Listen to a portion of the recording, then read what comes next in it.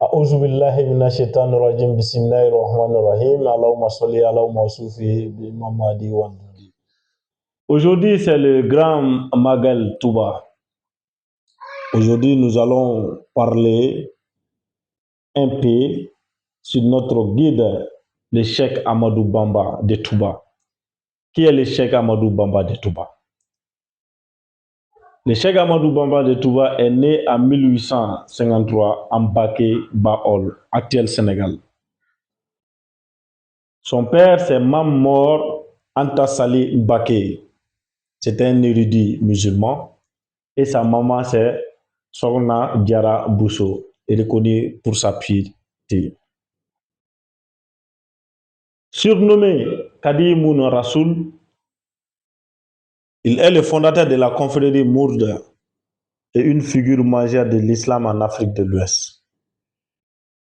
Il reçut une solide formation en sciences islamiques auprès de son père et d'autres maîtres. En 1883, il fonda la confrérie Mouride, mettant l'accent sur la foi, la discipline, le savoir et les services d'Allah. Les autorités coloniales françaises l'exilèrent au Gabon en 1895-1902, puis en Mauritanie en 1903-1907.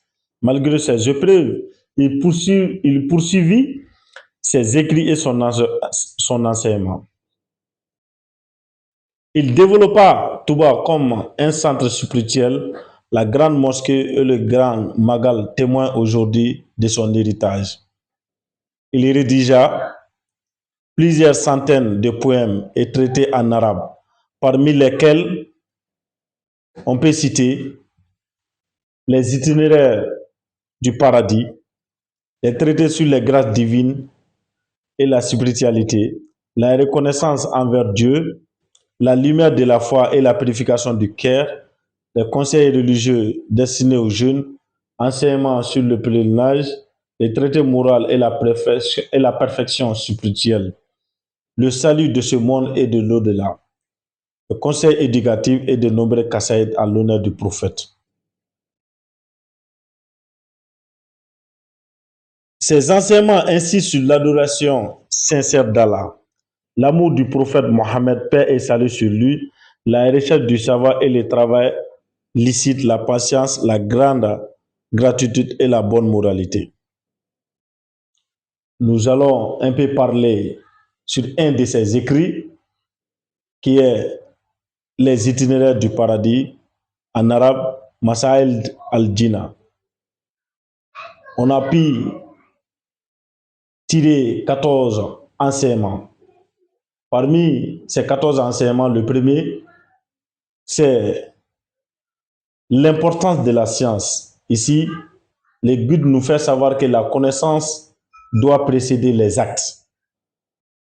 La mise en pratique de la science. La science et les bonnes actions sont inséparables. La sincérité. Allah accepte les actes sincères. Le repentir. La porte du repentir reste ouverte. La patience. La patience est une source de récompense. La gratitude attire davantage des bienfaits. La confiance en Allah. La confiance ne remplace pas l'effort. Le détachement des biens de ce monde. Le cœur doit rester attaché à Allah plutôt qu'aux biens matériels.